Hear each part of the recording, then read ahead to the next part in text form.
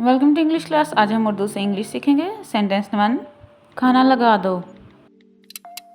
Serve the food. वो सो रहा है। He is sleeping.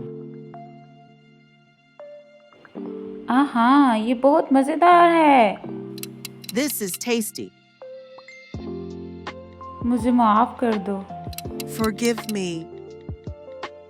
टीवी बंद कर दो। Turn off the TV. अरे कितना शोर है यहाँ। It's so noisy here.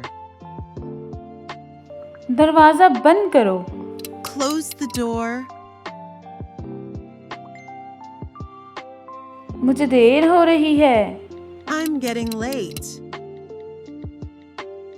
हाथ धो लो। Wash your hands.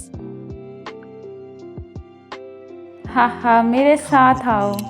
Stay with us for more learning.